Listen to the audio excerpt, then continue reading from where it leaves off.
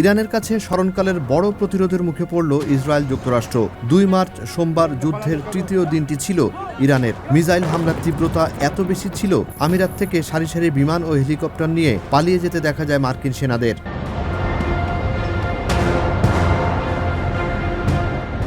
সোমবার দিনের শুরুতে তেহরানে প্রথম বিমান হামলা চালায় ইসরায়েল যুক্তরাষ্ট্র। মার্কিন ইসরায়েলি হামলার পর পশ্চিম ইরানের সানঞ্জ বাজুরিয়ে শহরে ফুটে ওঠে পশ্চিমা ধ্বংসযজ্ঞ। হামলা হয় আহবাজেও। আবার দক্ষিণে বন্দর আব্বাসও শিকার হয় মার্কিন ইসরায়েলি বিমান হামলায়। তবে মার্কিন ইসরায়েল বিমান হামলার তুলনায় ইরানের প্রতি উত্তর ছিল খুবই ভয়াবহ।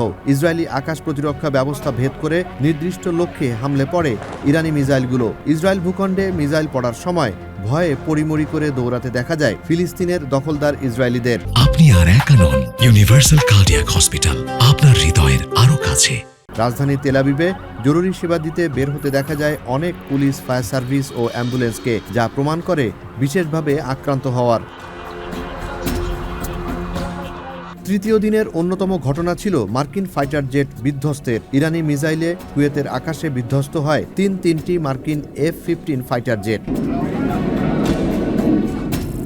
পাশাপাশি বড় হামলা হয় কুয়েতে মার্কিন দূতাবাসে। হামলার ভয়াবহতায় বন্ধ করে দেয়া হয় কুয়েতের মার্কিন দূতাবাস। সূত্র জানায়, সস্তা শাহেদ 136 ড্রোন দিয়ে হামলা চালানো হয় কুয়েতে অবস্থিত মার্কিন দূতাবাসে।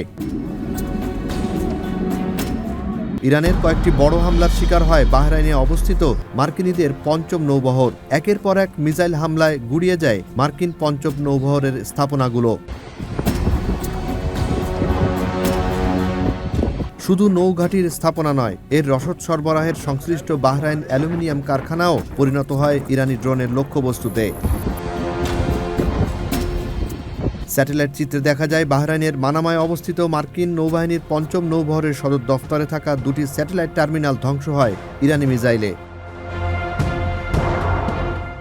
বাহরাইনের পাশাপাশি মধ্যপ্রাচ্যে মার্কিনীদের অন্যতম প্রধান পৃষ্ঠপোষক সৌদি আরবও শিকার হয় ইরানের ভয়াবহ হামলায়। সৌদি আরবের রিয়াদে বিলাসবহুল হায়াত রিজেন্সি হোটেলও আক্রান্ত হয় ইরানি মিসাইলে। ইরানের দাবি, এখানে ঘাঁটি গেড়েছিল আমেরিকার গোয়েন্দা কর্মকর্তারা। কম দামি শাহেদ ড্রোনের কবলে পড়ে পৃথিবী বিখ্যাত তেল স্থাপনা। হামলার তীব্রতায় বন্ধ করা হয় সৌদি আরামকোর রাস তানুরা রিফাইনারির সব কার্যক্রম।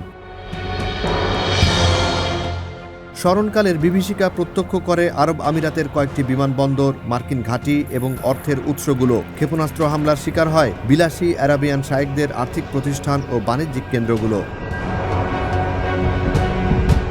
ইরানের ভয়াবহ আক্রমণের ফলে অত্যাধুনিক চিনুক, বেল, অ্যাপাচি হেলিকপ্টার এবং ফাইটার জেট ও পরিবহন বিমানে করে পালিয়ে যেতে দেখা যায় মার্কিন সেনাদের। তবে পালিয়ে মার্কিন সেনারা কোথায় গন্তব্যে গেছে তা তাৎক্ষণিকভাবে জানা সম্ভব হয়নি।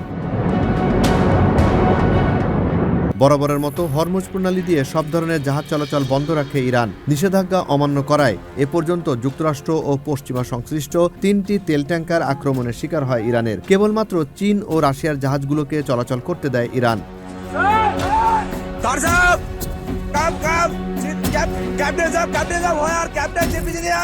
ইসরায়েল যুক্তরাষ্ট্র এবং পশ্চিমাদের পদলেহনকারী আরব দেশগুলোর এমন শোচনীয় অবস্থায় সোমবার তেমন কোনো উচ্চবাচ্য করতে দেখা যায়নি পশ্চিমাদের। মার্কিন প্রেসিডেন্ট ডোনাল্ড ট্রাম্পকেও দেখা যায় বিমর্ষ অবস্থায়। প্রেসিডেন্টের হেলিকপ্টার থেকে নেমে বাসায় যাওয়ার সময় সাংবাদিকরা ট্রাম্পকে জিজ্ঞাসা করেন, ইরানে হামলার পেছনে উদ্দেশ্য কি? কোনো উত্তর না দিয়ে সাংবাদিকদের সামনে দিয়ে চলে যেতে দেখা যায় মার্কিন প্রেসিডেন্ট ডোনাল্ড ট্রাম্পকে।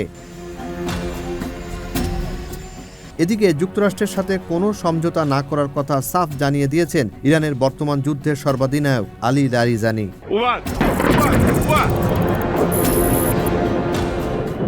জুনায়েদ আলী সাকি, বৈশাখী সংবাদ।